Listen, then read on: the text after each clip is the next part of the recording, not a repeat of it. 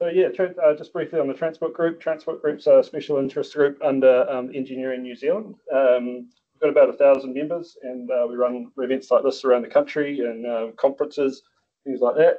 You don't have to be a member of Engineering New Zealand to join the Transport Group. Our backgrounds are transport planners, engineers, urban planners, landscape architects, surveyors, politicians, apparently, and academics. So thanks. But before we get started with the speakers, Karen is here from ITSNZ. Thank you, Karen. Karen's going to say a few words about ITSNZ as well. Thanks, Craig. Thanks, everybody, and thank you to Becca for hosting us. Yeah, I just want to say hi and welcome from ITS New Zealand. Hosting. ITS New Zealand is a peak body bringing together people and businesses with interested in transport technology, where our strategic goals are around learning, sharing, advocating and promoting for the benefits that technology can bring to the transport networks.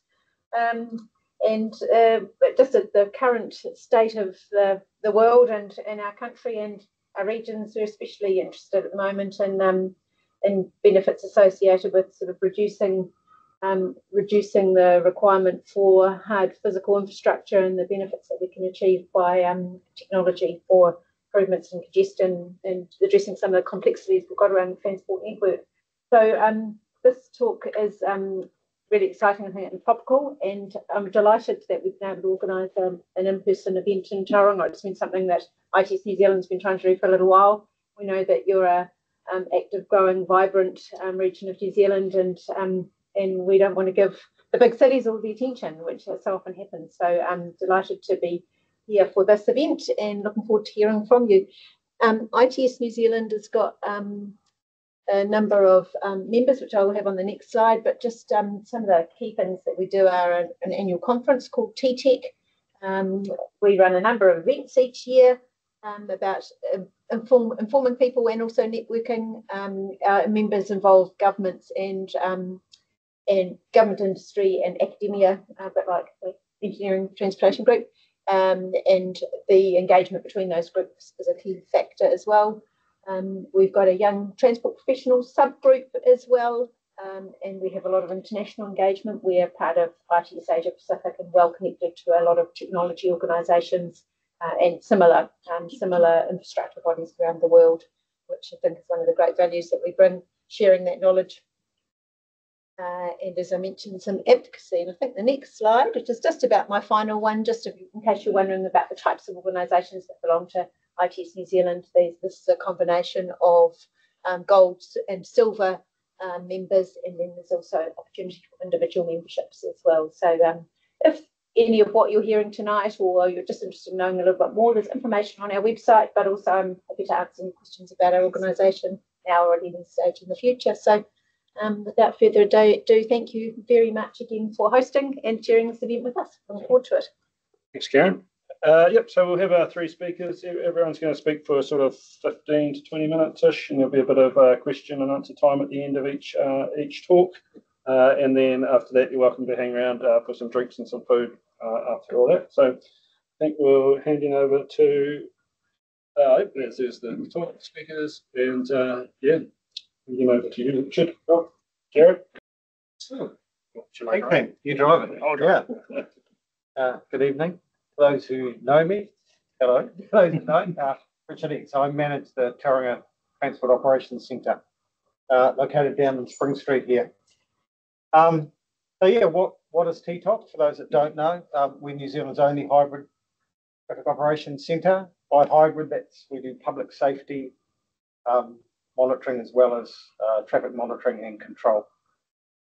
We're partly funded through partnering agreements with NZTA, Rotorua Lakes Council and Taupo District Council. Being smaller RCAs, makes more sense for them to outsource their traffic control to us. What we do, we're responsible for installation, operations, maintenance, renewals of ITS devices in the Bay of Plenty region for all of those partner agencies. We're a 24/7 operation with that public safety and traffic control focus. The other part of being hybrid is that we are all employed by Tauranga City Council. We don't have any NZTA employees like they would do an ATOC or WTOC.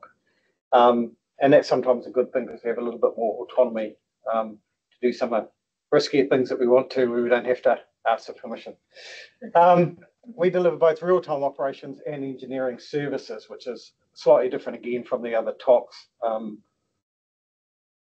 In the fact that we do both out of the same complex, again, which makes it easier. When things don't go right for the real-time operations, you've got the engineering staff right there to look at a solution to fix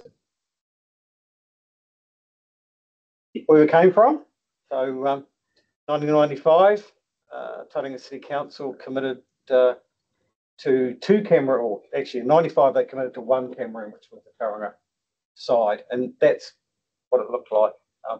14-inch national Panasonic TVs. They were kind of the only 14-inch TV you could buy in the day if you're any as old as I am. And how that operator sat there all night and watched those, I don't know, because the glare is just something horrendous. In the year 2000, the Y2K bug looming, Tauranga City was really concerned that the mount was going to go off. There was going to be riots and anarchy in the street. So just prior to 2000, they spun up another room over in the mount with 10 cameras. And there's the picture of it there. No air conditioning, middle of summer. It was a terrible place. I think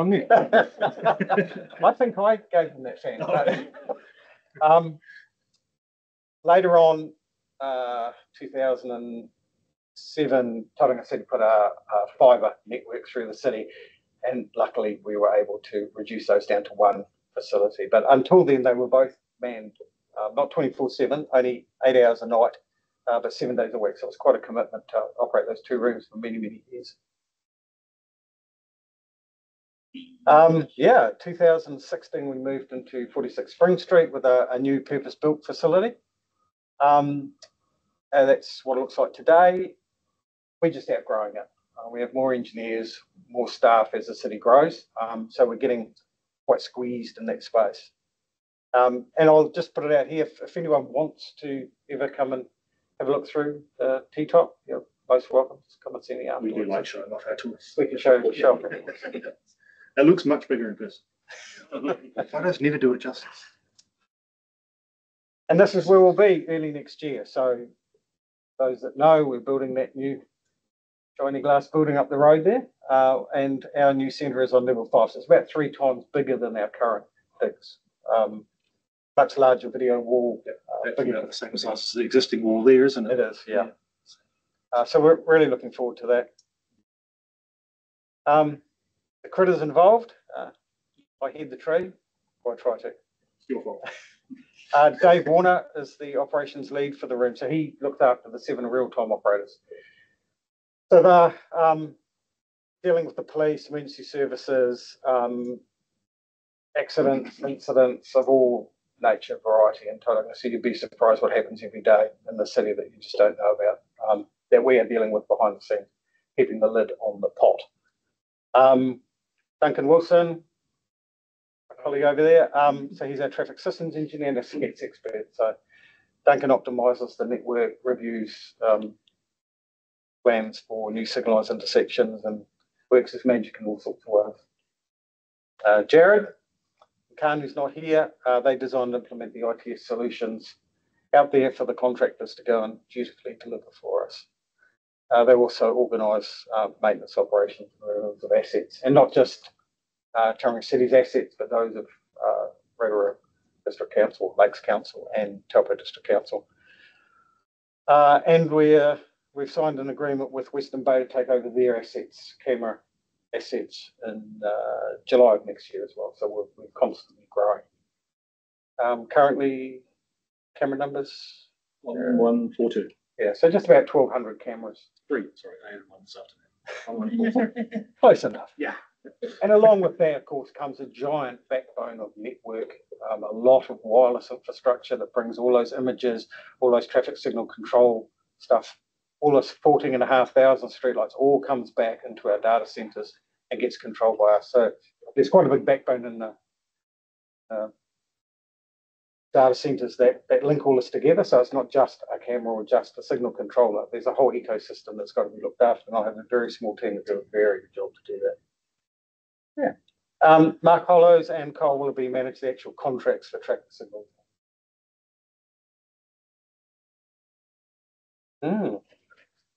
Yeah, so I guess I just sort of run through the essential software that the TOC uses. So SCATS, most of you will be familiar with what SCATS is. Control 105 sites currently. All the real-time operators are capable of doing basic SCATS stuff. So, you know, real-time intervention, phased wells, that sort of thing. You don't need to labour that one. Everyone knows what SCATS is. Do that. Yep. At Insight. So at Insight is our origin destination system. So we use Bluetooth probes, about 140 of them around the city and just slightly into the state highways. Measure the time it takes, obviously, to get from one probe to the next probe, and they do that by sensing the Bluetooth MAC address that's between the person's cell phone and the head unit of the stereo in the car. Normalizes that data. Now it knows when the car was here and when it was here. We share that system with Hamilton City, Dunedin City. Yeah, that's Hamilton there. Yeah. Stock picture. Yeah.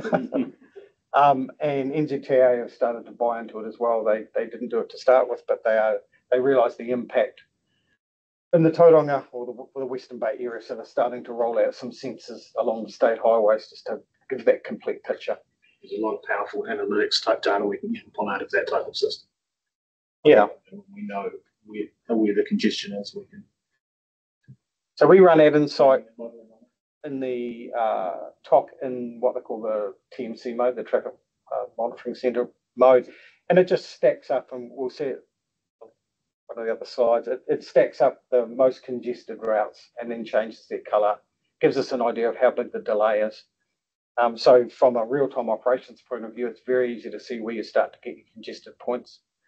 And the software knows what the day is, what the time is, what congestion should look like. So it only gives you anomalies from that. I guess the biggest part of that is getting is the historical data that we pull from that. So yes, we use Google Traffic for real-time operations as well. It's a great backup and a great tool, but it costs too much to get the historical data out. So to give our planners an opportunity to get some rich data, we employed Ad Insight about 2 years ago.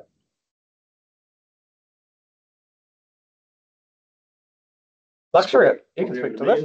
Yeah. So we've fairly recently moved away from a system that was being phased out due to political concerns around the branding and location of the country that ran it, like this, from China, to our luxury VMS system, which is a bit more modern, a bit more flexible, a lot more flexible, let's be fair, and a lot more kind of focused to the Microsoft stack that we have within council. So yeah, there's some really neat functionality there. What we can do is motion-based search. So for nominated channels, we can draw a box there and say, when did we see the motion here? So we also do all the councils building internal cameras. So for our property team, that's just invaluable. They can go, when was the store open? Search. We're also using, you saw the image earlier, the video wall displays. So that's a couple of PCs running 12 55-inch monitors. Again, if you want to have a tour at the top, up afterwards. And that is, it's 100% configurable, I guess would be the way to put it. So you can have whatever content you need up on the screen, because ultimately it's computers. So the guys are loving that. Central server governance, and it ties into all of our existing access control, our existing federated login systems. So you don't need a separate login for the system. If you're a council user, you're using your council login, so you've got the audit trail built into that, and all the advantages that gives us.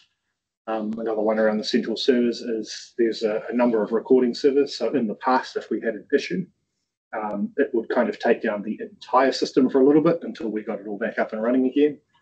Now it tends to be at most a tenth of the system at any given time, and and that's without building in the kind of DR redundancy systems that we could have if we had the budget. And analytics, LPR, object detection. So any one of those 1,100 cameras can become a license plate reader if we nominate it to be. Obviously, there's a license cost involved in that, so we don't have 1,100 licenses. We can also do vehicle detection. It's quite good. So it'll actually do make, model, color, and plate. So, and it's not pulling that information from the plate. It's actually using the AI object detection to go, yep, that's a Honda Accord. So if the guys need to find a Red Hilux, they can actually type in Red Hilux boxes and get the results for that, which is pretty neat. And lots of API integration stuff. We can send whatever we want into it. We can get whatever we want out of it. I've barely scratched the surface on that. Yeah, it's really, really cool. All the bits and pieces we can do in that space. Shall I do this one too? Oh, yeah, if you want to. Yeah, cool. So I was talking to one of you about this one earlier, but essentially Dynamics know when the buses are. We know when the lights go orange. So what we can do is we can detect that when a bus is running late, don't do it when it's running early, and approaching a signal that's about to go orange, we can hold that phase. Hold that green for them. Am I getting this right, Duncan? Yeah, good enough. Cool, close enough. And hold that a little bit longer to allow the bus to go through. We've looked at. We're also doing that for the fireys. They've got a button they can push in the station, which will pull the phase that they need to get in the direction they want to go. And and there's an ambulance station down as well. They have the same thing. By the time the ambulance gets to the top of 17th Ave, it's always going to be able to get a. What is it? Always, Richard. Apparently, it's supposed to get. Allegedly. Supposed to get. And it should expect. Right hand turn there, isn't it? That it gets. Yes. Yes. Something going on over here. We as it says, we work closely with John King from Hamilton City Council. Really, he's the one that designed it. We just kind of think, oh, this looks good. And massive cost savings there for that.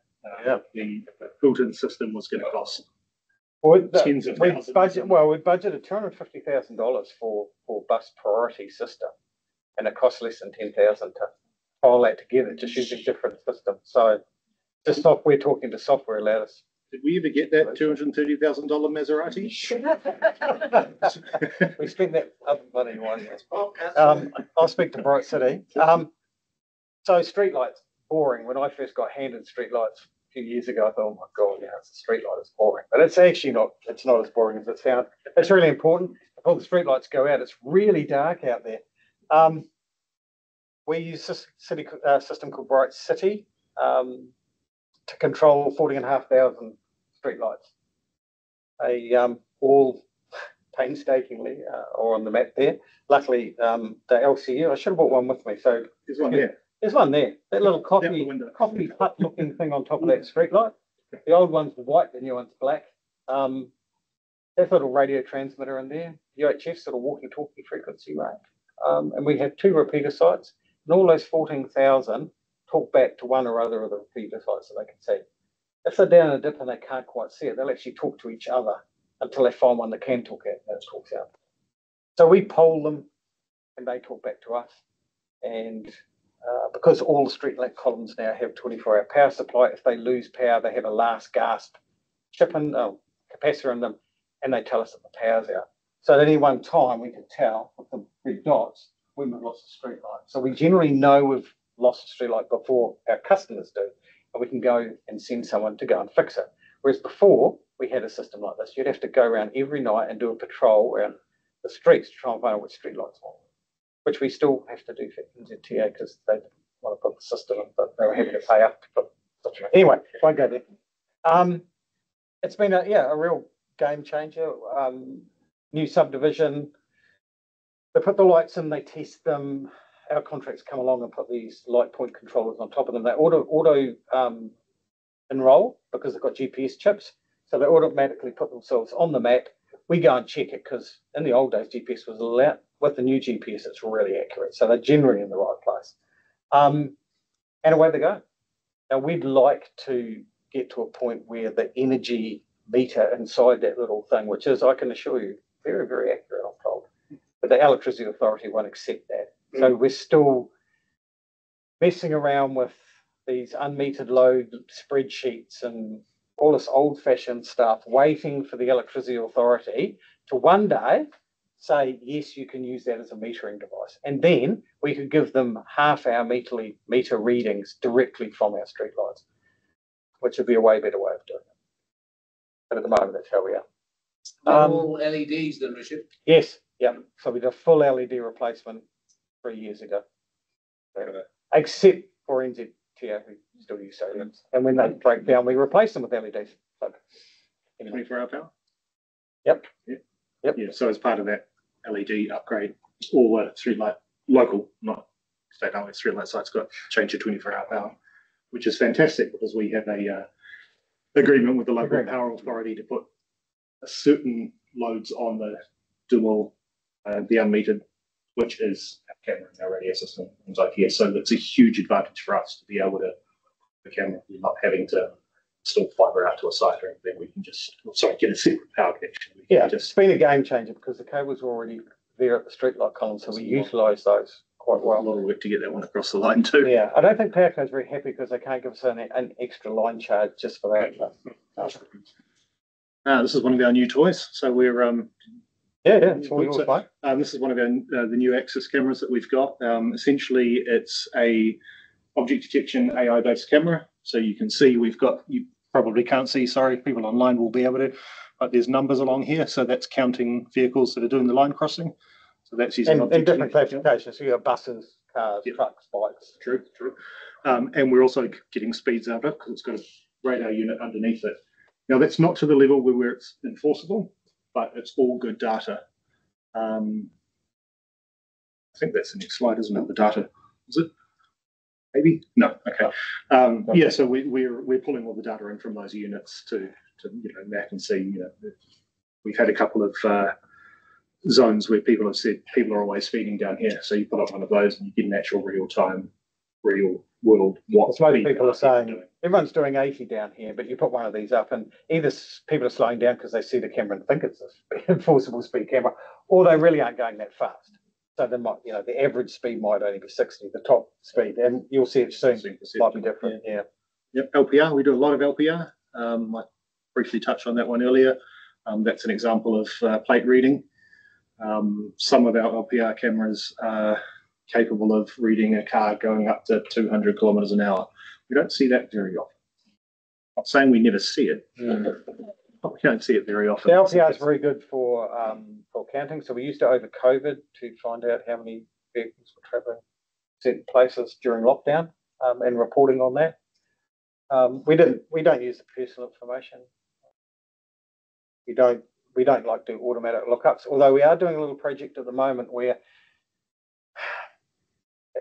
if you don't know, you used to be able to, if you're a government organisation, you could query in Ministry of Transport's database with a plate and get the vehicle type, model, whole lot of information returned to you for free.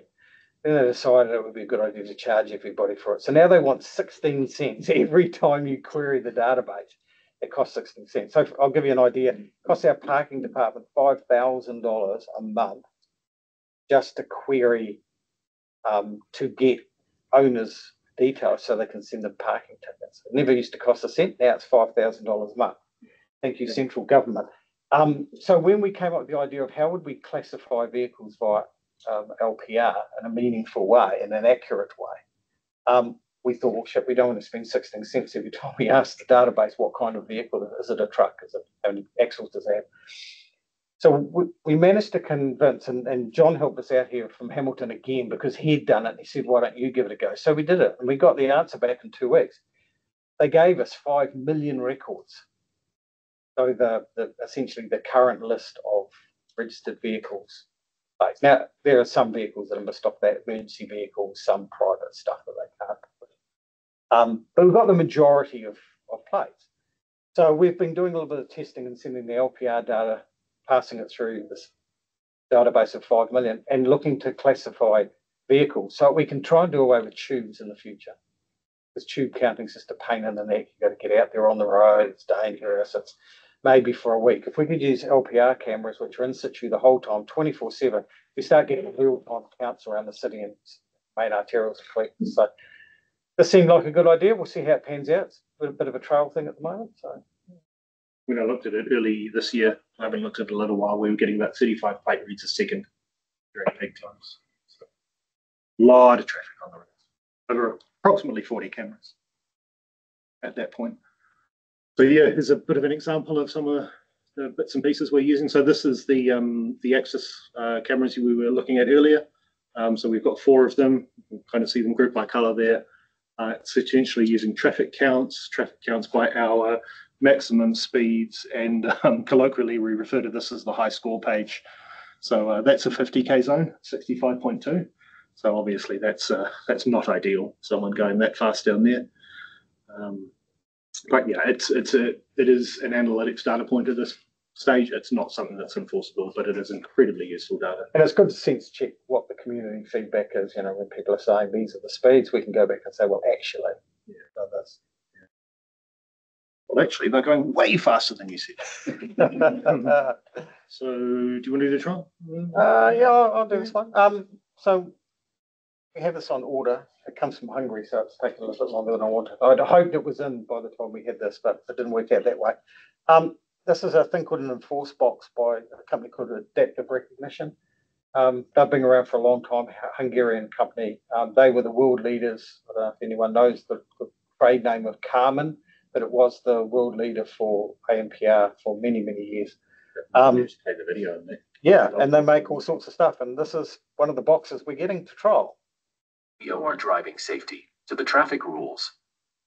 Enforce Box helps maintain traffic safety by automatically detecting traffic violations with high accuracy. Going through a red light. Using the emergency lane. Turning in the wrong direction. And more. Smarten up your IP camera systems with these enforcement functions by Adaptive Recognition Enforce Box. The user-friendly interface makes it easy to set up and detects violations from the incoming video stream. The event contains a short video and an image from the violation.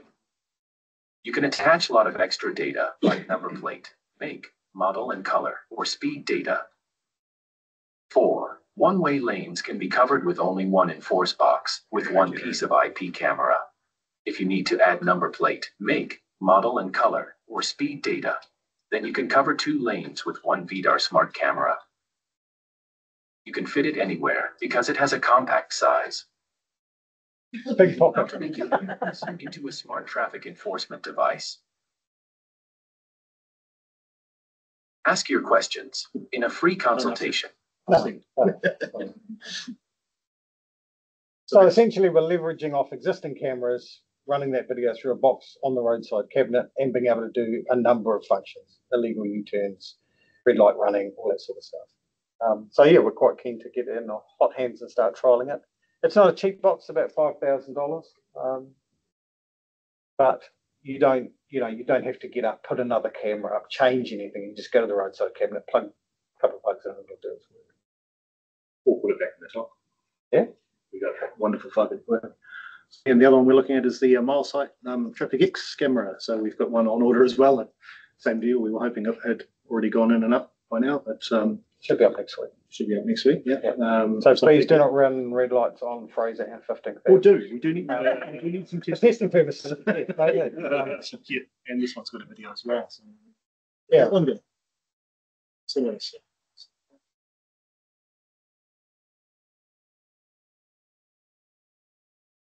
Yeah, I'll discuss it again in a couple of months. Yes.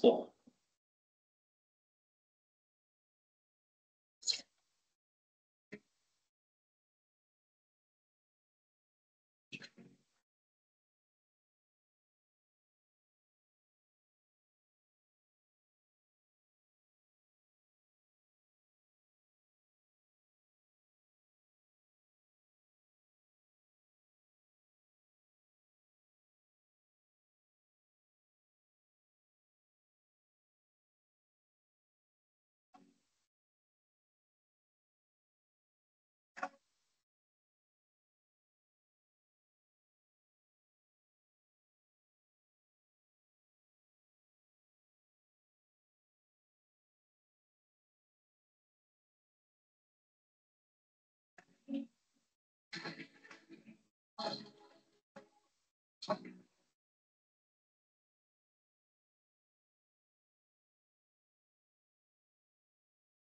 the beauty of all these are that we don't have to do any wiring. So all of that red light detection is done because you tell it where the lantern is.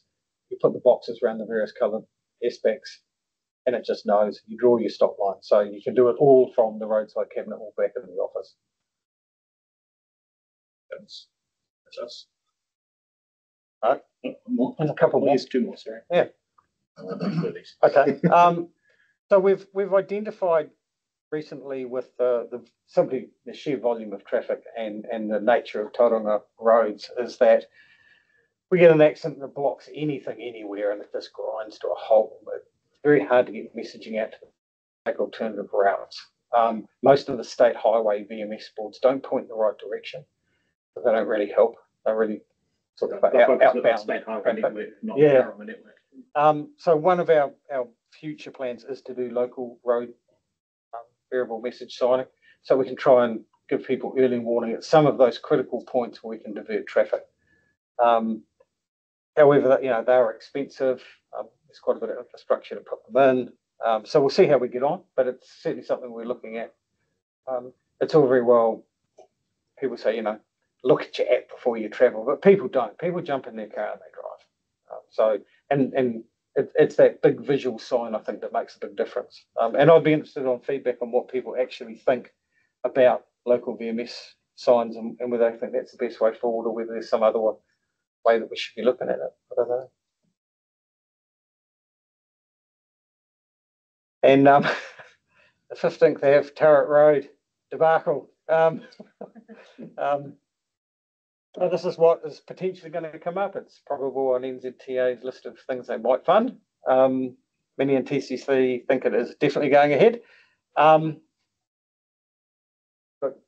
gentlemen here from CSL who've successfully delivered these in a number of places in Auckland. So we're trying to learn as much as we can about the operation of these from our side of the fence. And any lessons learned from Auckland Transport about putting them in so we don't make similar mistakes. If it goes ahead. It fits with the GPS statement from the government, using our existing infrastructure more wisely and using technology to drive that. Half of me wants to put it in because I think it'll be really interesting. Half of me's frightened that Tauranga drivers will just not understand it and have accidents. But it's a discussion point in the talk, isn't it, Duncan, from time to time?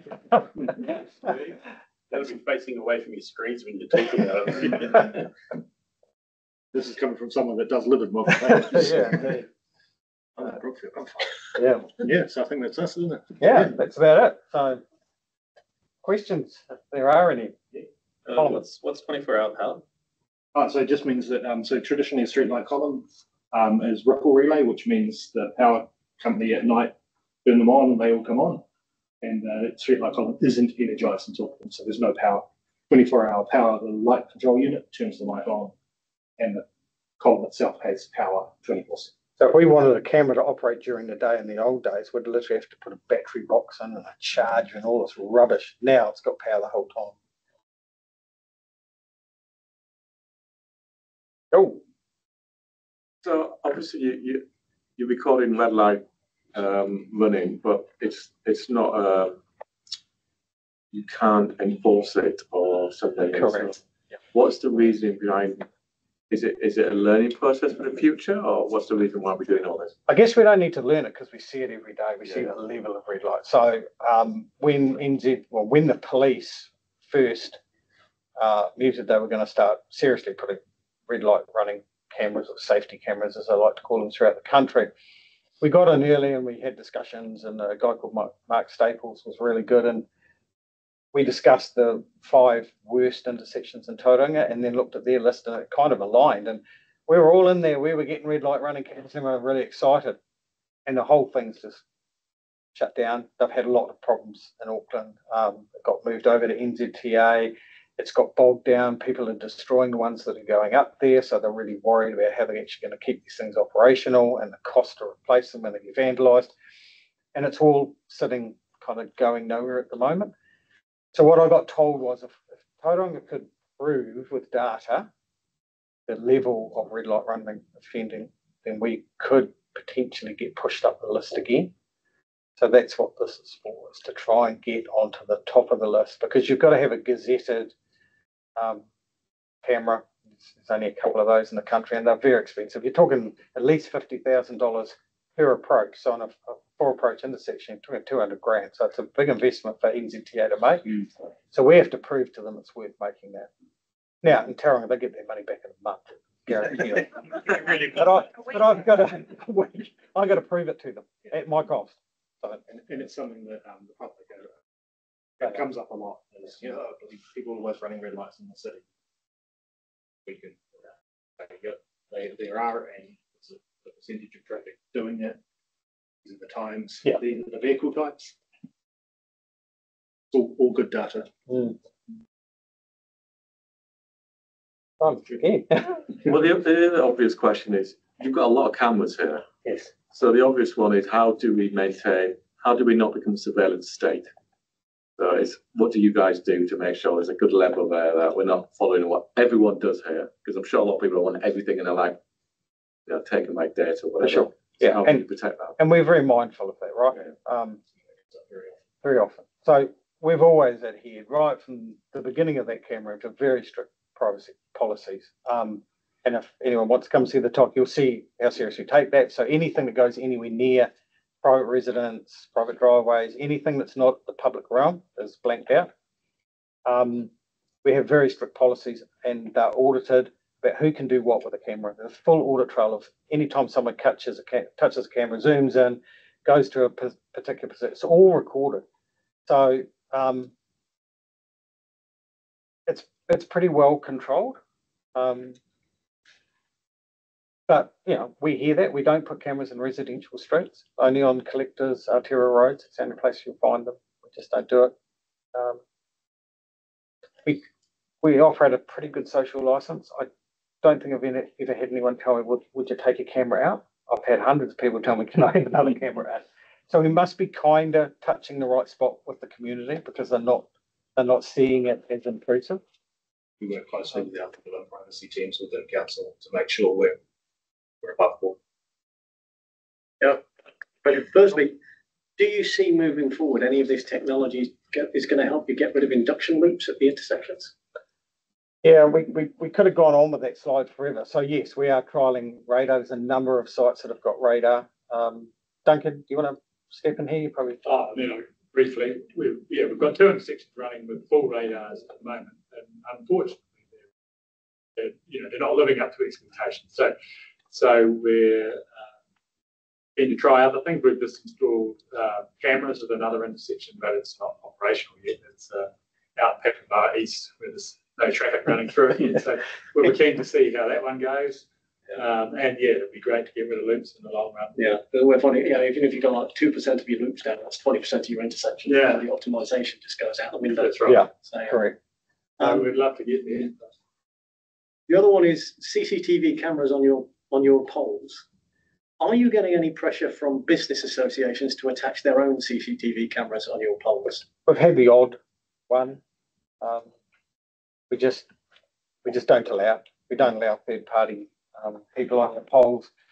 Sound advice. Don't do it. Don't do it. We just don't do it. We've had some unauthorised third party equipment. Yes, we get quite a lot of that, but we get quite a lot of authorised ones as well. We don't even like. Unfortunately, we don't even like flags on them to do it. So yeah, no, we are generally saying no. Last We're taking all the time.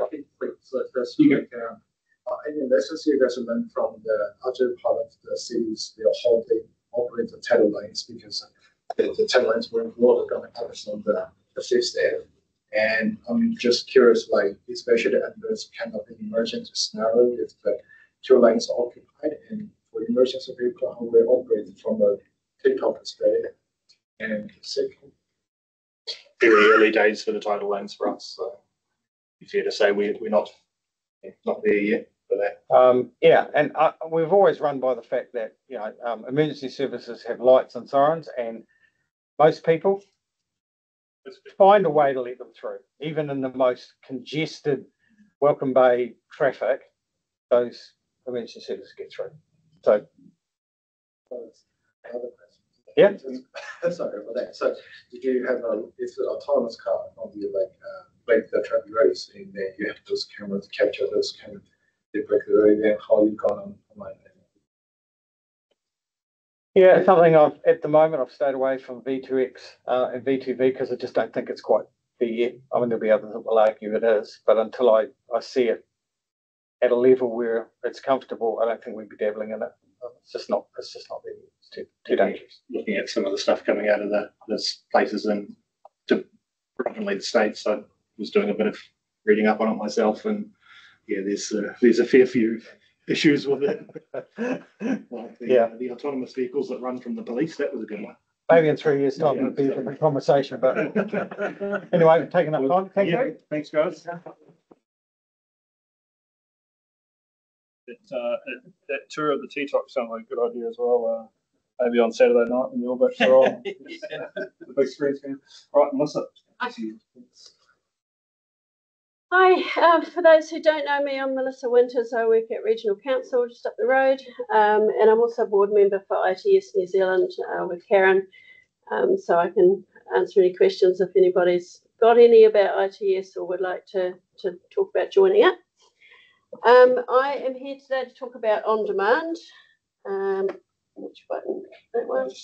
No, it's not that one. All right, space bar. There we go. I've talked about on demand in lots of different forums, and I'm never quite sure how much people know about it. I imagine that most people are fairly familiar with it by now. If you're not, it's very much like Uber. So you can go to your whichever app store you use, you can download the Baybus on demand app, and you use it like Uber. You set up an account, you can tell it where you want to go, whether it's straight away or up to a week in advance. You can book your trip in. You can pay for it with your credit card through the app, or you can tell it that you're going to pay on board the vehicle with your local transit card, your B card. And it will give you all the same information Uber does. So it tells you what time your vehicle's coming, where it's going to pick you up, tells you the registration number, the driver's name, and so on. We've set it up in Tauranga as a trial. It's running for 18 months. We've just hit the 6-month point, so we're well into it now. It's just running in the south part of Tauranga, so there's a map there, which is an area that we traditionally have trouble getting public transport into, particularly down in the bottom end here in Pies Pa. There's lots of tiny, windy, hilly roads with no exit road. There's not even a cul-de-sac at the end to turn the buses around in with a big bus. So these small vans that we're using can get into all these little places. They don't have any issues with road size, with getting around parked cars, with turning areas and so on. We've got about 1,200 virtual bus stops within the area. So wherever you contact the vehicle from, there's a bus stop within 100 metres or so of where you are. I have a pretty picture about advertising. If you're driving around the south end of Tauranga, you'll see them. You can't miss them. I don't think I've driven around there ever in the last 6 months and not seen at least one go past me. So these are our vehicles. They're an LDV electric delivery van, which we had fitted out by RVE up in Auckland. They did the seating, flooring and seating. They did the air conditioning. They did all of the wrap on the outside, the pretty stuff. They also had a wheelchair hoist installed in one of the vehicles. So we have 5 of these in total. And the idea is that one is always a spare. So we've always got one on charge and the other 4 are out running around the zone. Our vehicles are charged in the bottom level of the parking building at Tauranga Crossing Mall. This wasn't quite deliberate, but it's where we ended up when our operators' depot plans fell through. But it's a good trial to see how this sort of thing works without paying all those extra overheads that come with having a dedicated depot space. Having said that, it's actually not working terribly well for the drivers. The drivers prefer to have a private space where they've got their own tea room and their own bathrooms, and somewhere nice and private they can go back to. But as far as the company's concerned, it's working quite well. We've got 2 charge points there. Each has got two plugs on them, so we can charge 4 at a time. They're AC slow chargers, so they just charge the vehicles overnight. And at the moment, the vehicles are using the ChargeNet fast charge site up at Tauranga crossing. If the drivers start to panic towards the end of the day, they tend to get a bit nervous. Our patronage, we are really, really excited about this. The fixed route service we pulled out of this area was carrying about 400 people a month. We are just about to tick over 20,000 passengers, which is just an amazing result and far more than I expected, even in my wildest dreams. So we were at 19,500 as of the end of service last night, and planning a bit of a celebration for Monday. I think we'll hit our 20,000th passenger over the weekend. We have hit a bit of a ceiling with where we are. So I've got a slide towards the end just talking about some of the technology changes we're putting in place to try and get our trips running more efficiently, which means we can then get more people on board. We've just done our first passenger survey a few weeks ago. Apologies to TCC guys that have seen this already. We ran it for 2 weeks through the app. So when you booked your ride through the app, you took your ride, and at the end it gave you a link that you could click on, and it took you to a SurveyMonkey survey. And we got 55 responses in 2 weeks, which a lot of people don't click on those things to provide feedback. So we're pretty happy with that. Interesting bit is down the bottom where we were just testing the appetite for a higher fare, and nearly half said they would still use it if it was up to $5 a ride, but there was no appetite for more than that. So currently the cost is $3.40 a ride if you pay with your credit card, and it's $2.74 a ride if you pay with your B card, which is the standard bus fare. So it was interesting that there is some positivity out there towards having a slightly higher fare. Still not high enough to cover the cost of service, but it's a start. The most interesting question for me in the survey, and I'm sorry that's a little bit hard to read, but we asked people how they would have made their trip if on-demand wasn't available for them. And a third of respondents said they would have taken public transport, which we can't dive into because for privacy we can't sort of contact those people and single them out, but we're not really sure whether they were confused by the question or maybe they meant that they would have walked to take one of the big yellow buses, and therefore was their trip within one of the routes that we currently have operating. So we're a little bit unsure about that result. Plus, it also indicates that the people, at least a third of the people using on demand, are already familiar with our public transport network. But one of our prime objectives was not to steal passengers from our existing bus network. So that's a little bit concerning. 22% of people said they would have driven their car. So that's a really good outcome for us, is to see that we've stopped those people from getting behind the wheel. It's taken those vehicles off the road. There was the 9% there is people that would have walked or cycled. 6% is people that just would have not travelled. They would have stayed at home. Anecdotally, we've had emails from people who have written in to tell us, or people who've told their driver that without the service they just wouldn't be able to leave the house. So that's a great community service that we're offering to help these people be able to get out and do the things they need to do. The 17% there was people who would catch a ride with their friends or family. And again, we've had people email us to say, normally to go anywhere I would have to call in a favour with my family or ask somebody to drive me. Now I can be independent and travel by myself. So that's something that's really important to us as well.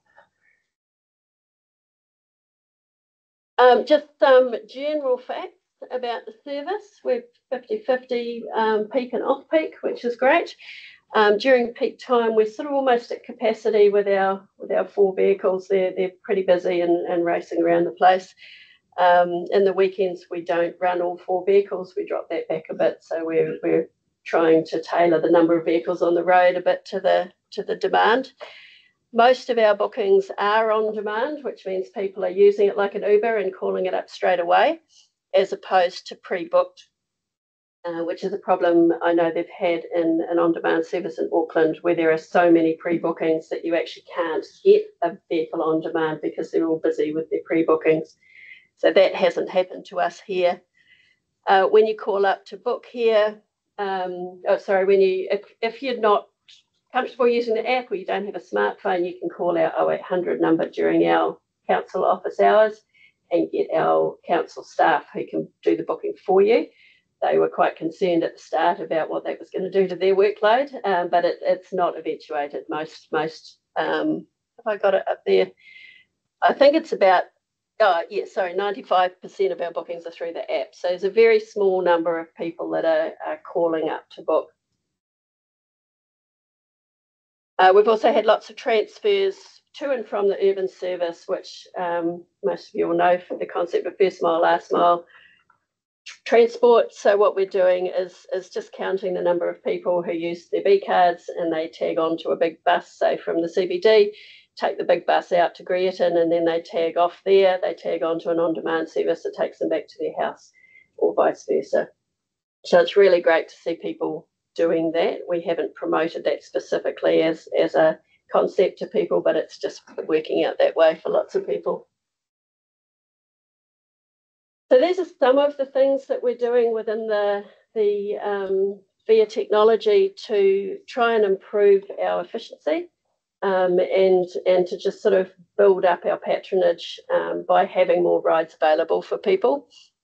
The algorithm is currently set to allow a maximum of 6 minutes deviation. So that's when it looks at from person A to person A's destination, and then it will allow up to 6 minutes of deviation to go and pick up somebody else or drop somebody else somewhere else. So it's looking at the direct trip, and then it's allowing a certain amount of deviation time. If somebody else then contacts it and wants to book a ride from somewhere else, if it's going to be more than that 6 minutes, then it'll assign it to a new vehicle. So by fiddling with that a little bit, we can change the way it assigns trips to vehicles and amalgamate more trips together. We're also putting in some extra dwelling points for the buses, for the vehicles to just sit and wait in between rides. So if they've dropped somebody off somewhere, up until now it's been sending them back to Tauranga Crossing to wait for a new booking, whereas now there's a few more points, not a lot, but a few more around the zone where that vehicle can just stop and sit and wait for a new booking to come in. That's reducing the amount of kilometres that are being travelled with no passengers on board, which is really important. And with the slow charges, we're finding that in a half-hour driver break, the vehicles are only getting about 12 kilometres worth of charge on the slow charges. So by the time they drive back to the crossing, plug it in, have their break, they've used that 12 kilometres anyway. So we're trying to solve that problem. The other thing it's doing is I think it's at 1 o'clock each day, it pulls all the pre-booked rides from the afternoon and then it redistributes them in a more efficient way. So rather than plugging in new pre-bookings here, here, and here, it pulls them all out and then it sort of re-scatters them in the best way, which is making quite a big difference to our capability in the afternoons. And then we've got this customer experience dial, which is an interesting one. It's looking at a bit of a continuum between full-on customer-focused at one end through to total efficiency at the other end. And we've started off very much towards customer focus, which means less wait time for a vehicle, less walking time at either end, a more direct trip. And we're starting to slowly pull it back towards efficiency, which means that you might wait a few minutes longer, but it means that the vehicle can pick someone else up on its way to you and things like that. So we are trying to use the technology system to slowly build up quietly the way that we run it, to hopefully boost that capability of getting more passengers on the vehicle at one time. And last slide, this is Monday morning. It was Monday or Tuesday morning, 6:30 a.m. on the left through to 1:30 in the afternoon here. You can see the 4 vehicles, and you can see the number of pickups and drop-offs each vehicle is making. So you can see things like this one here, where he's got three different pickups all in one go. And so in the middle of the day, you can see that they've all just got one booking on them. That one booking is generally one person. You can book for up to 8 people in one go, but generally it's 1 or 2.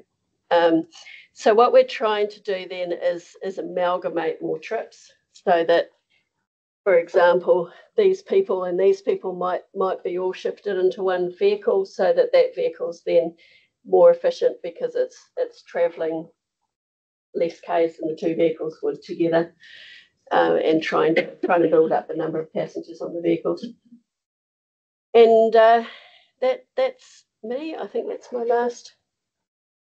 Yeah, that's me. So we're really excited about our patronage, and we're working on an interim report at the moment, to try and convince some people that they need to continue paying for this trial. And we're very keen to roll out more on demand, particularly Whakatane is one city that we get a lot of requests for on demand, but also other parts of our region that see what we're doing here and are very keen to have a go as well. It's all funding related, so we'll tell the best story we can with this trial, and then see what happens. That's me. Thank you. Questions? Karen? This is a few of these trials, not so much that it could be on-demand trials taken around the country, and I just wondered if there's a general picture being formed, whether you are connected with some of the other ones. Or one, and it just feels like building up a bit of knowledge. So yeah, I think New Zealand is really building up some knowledge now. Every on-demand trial is different. Everybody's got a different set of parameters, a different reason for doing it, and some are successful, some not so much. So I know the trial in Nelson didn't last very long at all. But the trial in Wellington's going really well and is expanding.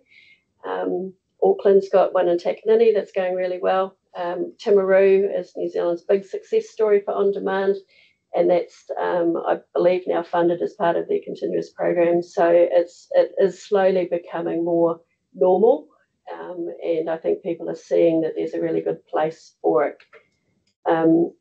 One of the things that we're keen to look at is how we could combine on-demand with community transport, particularly in the Eastern Bay, where there is some really strong community transport, and we're hoping that we can find a way to work together and somehow combine what we're doing. We're not there yet.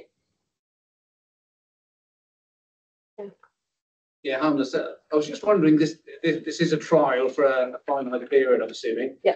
Have you got a clear view in terms of what constitutes a success for the trial that gives you enough data and ammunition to move forward to actually implementing it beyond the trial stage?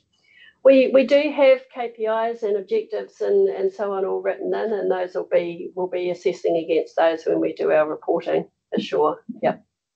Whether that's enough to get continued funding or not, I don't know. Yeah. I thought there was a certain size city that it worked well in, and then when the city's too big, then it doesn't work well. So what are you finding with that? Because I would have thought Tauranga is too large, but obviously it's not.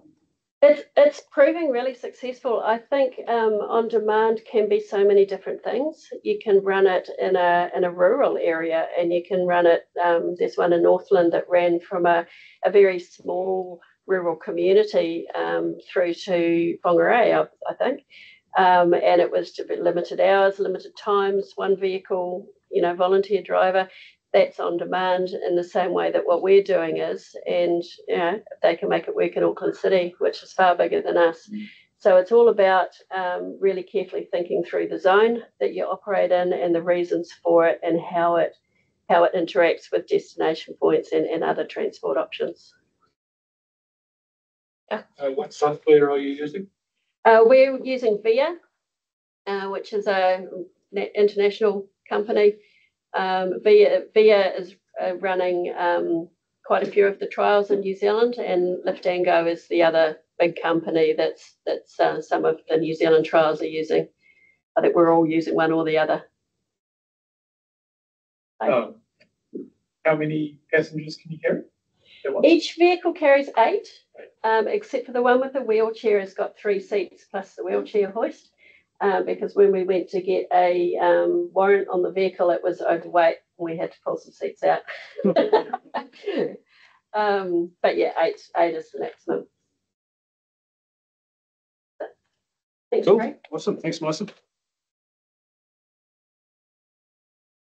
Yep, so I'm lucky last today, and as I said earlier, Peter Seminista from Tauranga City was to present with me today, but unfortunately he's unwell, so I'll do my best to cover his parts. I've got a few notes.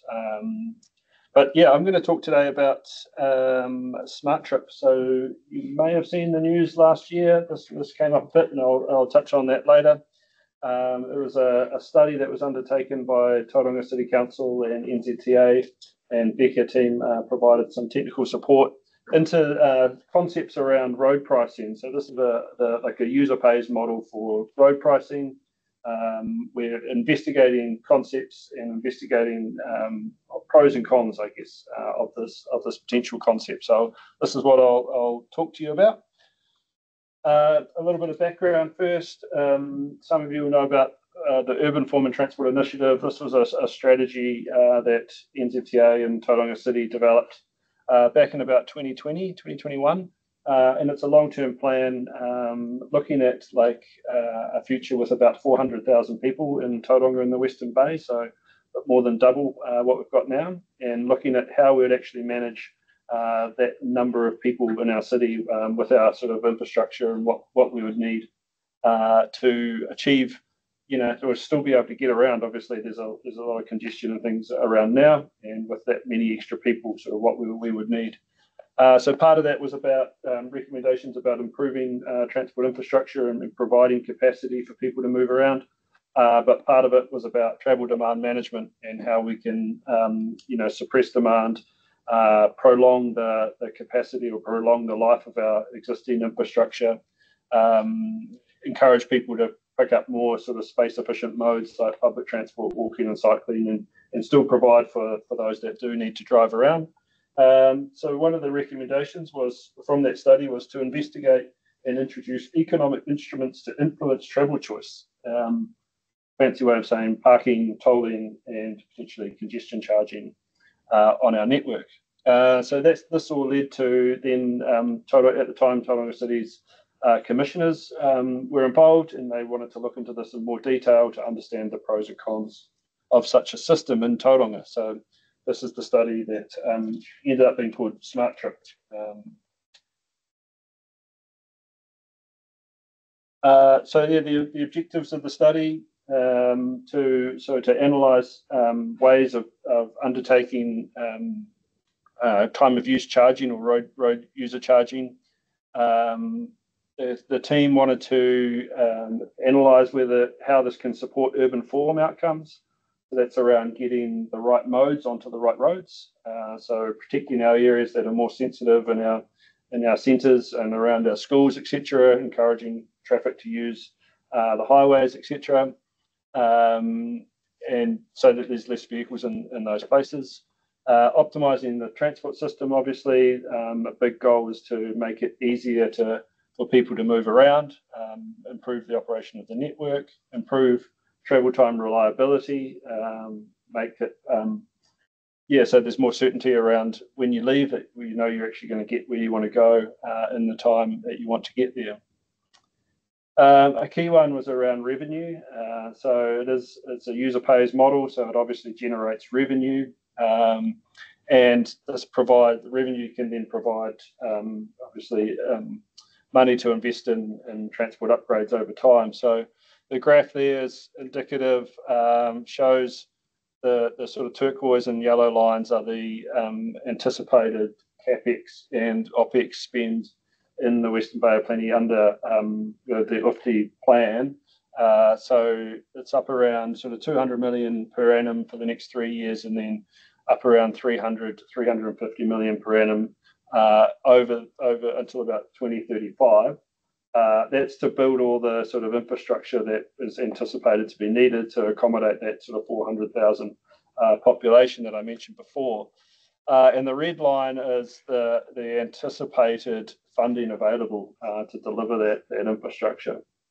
And I'd say now that if we did this again, we did this, Sarah Dubb and I did this presentation a few months ago to a Transport Group conference, but I think the red line would be a lot lower now, now that the NLTP's out and long-term plans finished and things, and we know that there's a lot less money around for local infrastructure. So yeah, the road pricing concept is a way of trying to overcome that deficit.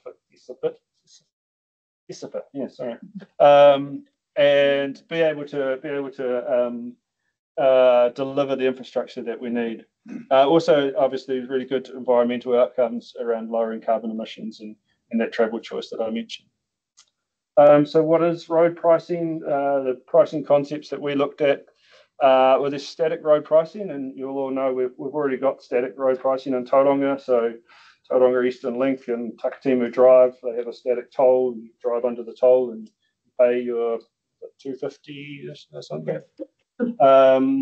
And that toll doesn't change, or it changes very infrequently, maybe every few years to rise for inflation. But it's effectively a fixed toll. You know what you're going to pay. You know when you drive through there, that's what you're paying, and it doesn't change. There's two other forms of road pricing in use around the world, being dynamic road pricing and variable road pricing. So we looked at this initially to try and decide on which concept we'd test for Tauranga. Dynamic road pricing is so it's actually changing. That price can actually change potentially every 15 minutes or every half an hour, depending on the conditions on the road. So at times of very high demand, when there's a lot of congestion, the price to use the paid network will be higher, and it's sort of you're notified via signs along the road when the price is changing. It's more common.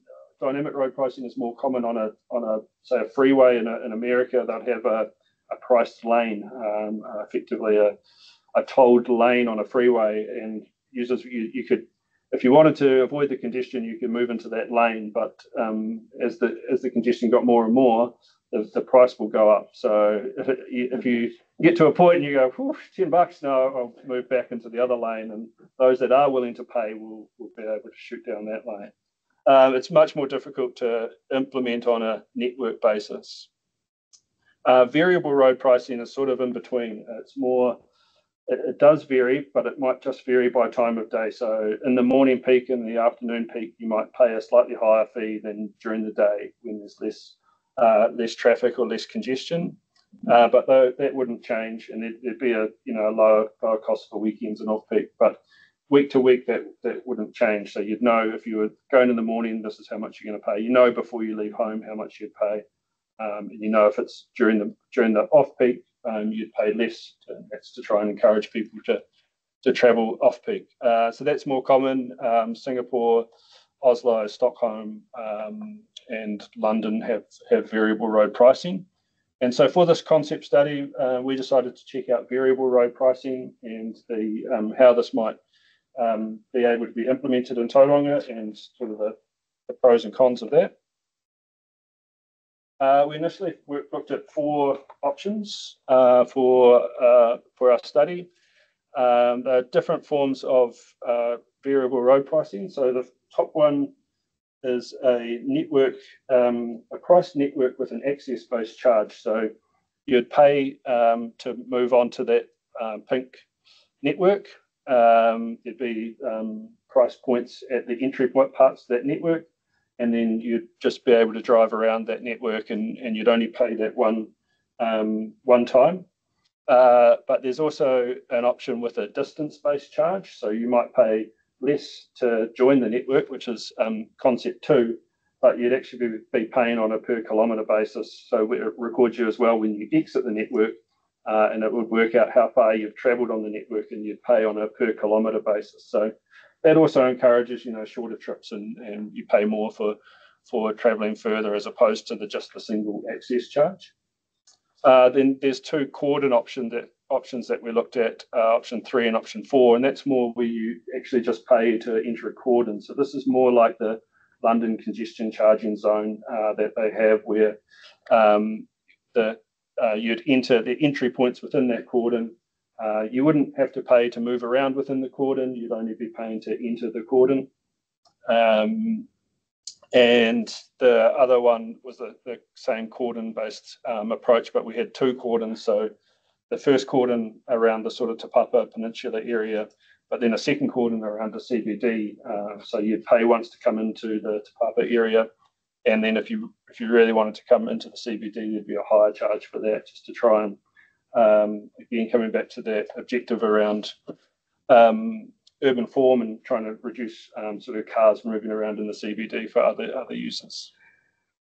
So we looked at these. We used the Tauranga transport model. It's a strategic transport model. It predicts vehicle trips around the network based on sort of land use and cost of travel, and a whole heap of other parameters to predict how people are going to react to road user charging. And based on that, we derived this concept 5, in terms of analysing it further and understanding the benefits and the impacts.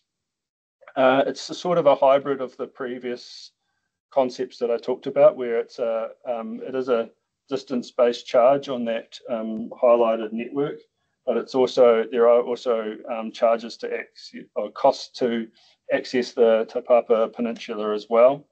And we tested it with a higher charge on the sort of Otomoto side as opposed to the Welcome Bay side, to try and direct trips away from that, particularly around the Port and Hewletts Road corridor, try and encourage more traffic around the State Highway 29 corridor to see the benefit of that.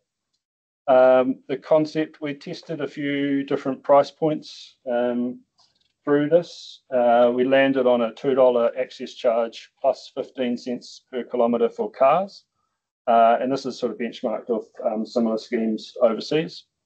And it's higher charges for trucks.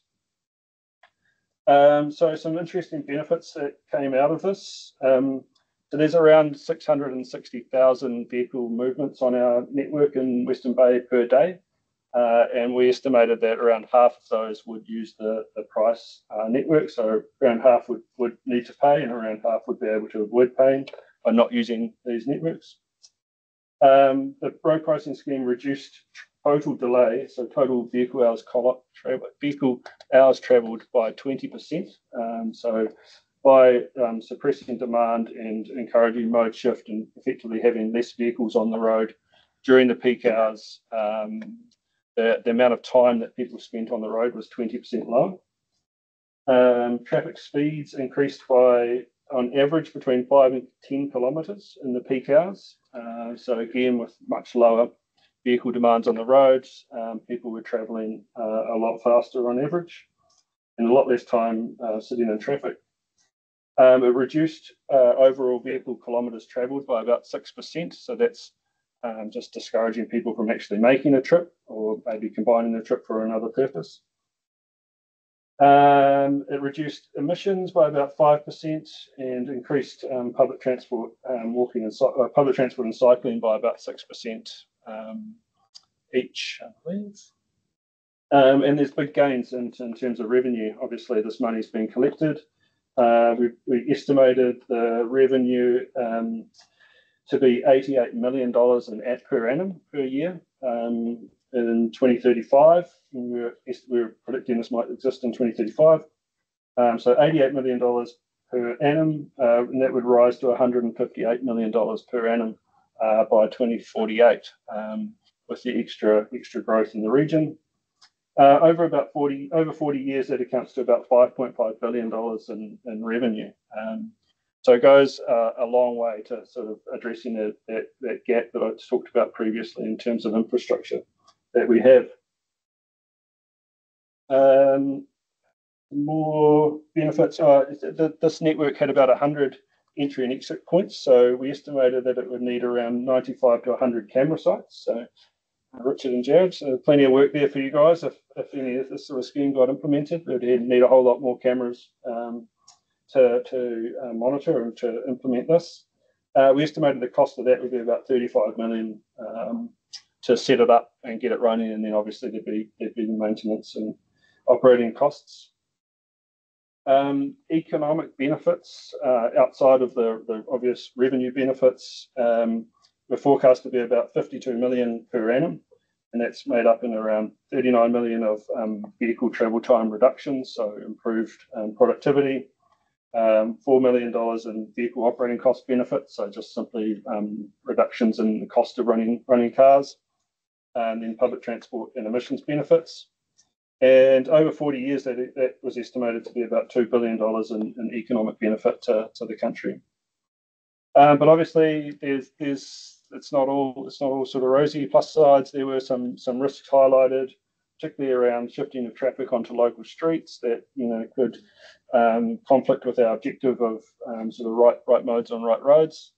Equity impacts, obviously, having to pay to use the roads can impact. Well, it would impact anyone that needs to use a road, and not everyone might have access to other modes, bus services and things like that. It certainly highlighted that couldn't just go and implement this overnight. You'd need a lot of work to provide alternatives for people and make sure that it was an equitable service. And of course, everyone's going to have to pay more. So there's a lot for Tauranga City and NZTA to consider. On the back of this, we did some household cost analysis. So we were asked, well, what's the typical cost for someone in the future with this sort of road pricing? Well, there's not really a typical cost because everyone's different. Everyone's family makeup is different. We all live in different places and travel in different ways. Some of the higher impact neighbourhoods, like particularly say Omokarau, we saw it was probably the highest impact. Alternative threes, like your current scenario without road pricing, that's just with existing tolls and parking pricing. So if someone in Omokarau had no alternatives, they couldn't use the bus, they had to keep travelling at the same time of day, and they couldn't choose a different route, then we estimated they'd be paying about $80 a week more in travel costs. And for Papamoa, roughly $60 or more in travel costs if they can't choose another mode or another route or another time of day. And the lower bars there are sort of demonstrating different routes, different modes, using the bus, saving the bus costs instead of having to pay. But it is really hard to say what the typical cost would be because it's going to depend on everyone's variabilities and be very different. But the general travel time was reduced for these households up to 17% reduction in travel time for some of the trips that we looked at. So benefits, but obvious costs. So Tauranga City, through the study, then wanted to understand what the public thought of this idea. And you can probably guess. So they went out with engagement as part of the long-term plan and basically asked, what do you think about paying more to use the roads? So some questions there that they did ask are basically strongly opposed. No, we don't think it's a good idea. No, that this isn't how we, this isn't something we want. We want Tauranga City to be investigating further. I think, on reflection, how would I say? Maybe the benefits or the consultation could have gone a little bit differently under a targeted sort of campaign around this so people could understand the benefits of what they'd actually get out of this over the longer term. Hey, do you want more investment in us to have the ability to provide a a world-class transport system, and reduce your travel times, and hey, you might not need to pay if you stay in your area or if you have these options. But TCC got some good feedback, and Sun Live and the local media got onto it around anger at the plan. I don't think it was ever a plan. It's not going to happen overnight. It's probably not going to happen in the next 10 years, if you ask me. Maybe 10 years. We'll see. But I think the reaction was sort of a bit shocked.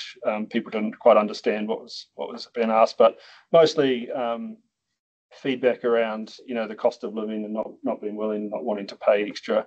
We have a right to just drive around and on our roads. But also feedback that Tauranga's already got 2 toll roads while we were ones having to pay, and things like that. And this is just an Auckland problem or Wellington problem. So on the back of all that, the commissioners decided at the time that we'll just put a pause on this. They decided not to proceed with the business case, but they are sort of staying engaged with NZTA and other councils to see what happens. There is a project ongoing in Auckland you may have heard about, time of use charging. So Auckland is proceeding with this. It's much more likely to happen there, I think, probably in the next 2 to 5 years if they proceed at the pace that they're going. Again, they see the infrastructure deficit that they've got there, and they see this as a way of improving their transport system. So I think for Tauranga, the council were taking a sort of let's wait and see how Auckland goes. Let's wait and see what happens up there. So that'll be interesting. And quite recently, the government have come out quite in support of time of use charging. Again, the government that we have sees the benefit in terms of the investment, in terms of saving government money, but still having money to invest. And the Beehive, Simeon Brown's come out saying that NZTA are going to lead a national road pricing project, which is so Tauranga City, Sarah Dove and Peter are staying in contact with NZTA to see how that goes. But yeah, I think we're much more likely to see it in Auckland in future than here anytime soon. But it was certainly an interesting study to be involved in, looking at those benefits, but also the costs and things that would need to be considered before it was ever implemented here. Hey. You're taking questions?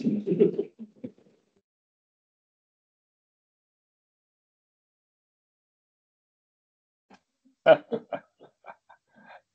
that came from. I was going to say, I remember in England when Ken Livingstone brought this out, and everyone was like in uproar, going, "Can't do this, not having it." And he really had to take the leadership role and go, "We're going to do this." And in the end, it's a massive success. So no one liked it, no one wanted it, but he pushed on it. Fantastic. Yeah, it's a really good point. That leadership role, a really strong leadership, is some of the other webinars and discussions I've been to have seen is critical. Might not get this exactly right, but in New York, they were looking at congestion charging, and the locals actually really wanted it. But how the councils work over there, but effectively the council was really strong for it, but the government came in and said, "No, you're not happening. It's not happening." They just didn't quite have the political will or power to make it happen. Whereas other places, Stockholm, Singapore.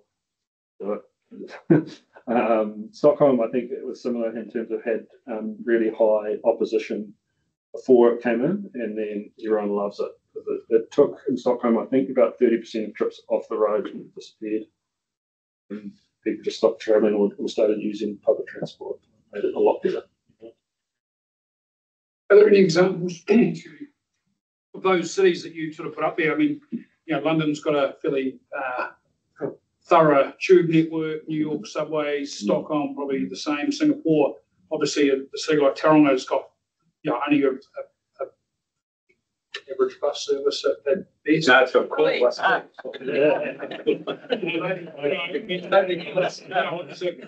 You know, in London, it's pretty easy to go and jump on the tube to get where you need to go rather than to drive your car. So the congestion charge perhaps doesn't affect so many people as much. Yeah, that is quite right. And that's, you know, one of the outcomes of the study was we're a long way from being able to implement it here now. Really need to plan for it, you know, to provide bus services or whatever form of alternative modes we have. You know, through that, the household cost impacts, sort of identified areas that had less options, and you know, knowing that well in advance, you could plan for that, but you know, you couldn't implement it here overnight. No alternatives for people. That's right.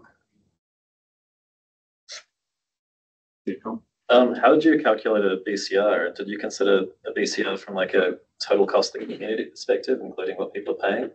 No. So in a traditional BCR, you don't account for tolls, but you can have a traditional BCR or a national BCR. The national BCR does account for what the community pay, but the traditional BCR in terms of economics doesn't account for that. Just accounts for those economic benefits that I mentioned, and then the cost of delivering the infrastructure and the ongoing maintenance costs.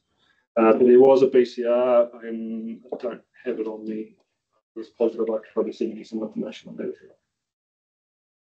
And then also, kind of given the high cost to families of this, like how much worse do you think the traffic has to get before the travel time saving this might offer would make it kind of worthwhile?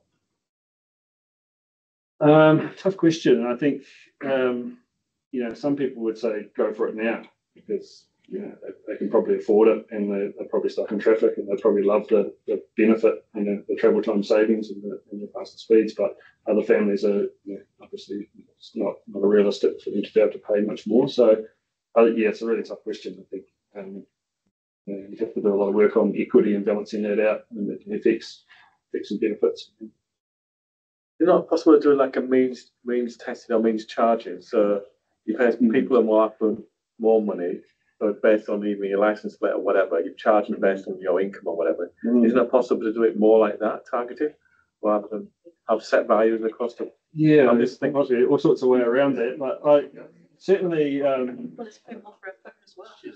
you certainly can exempt lower income families. You know, community card holders and things like that can apply for exemptions. I think, particularly for quite low incomes, but I'm not sure about staggering it for different incomes and things like that.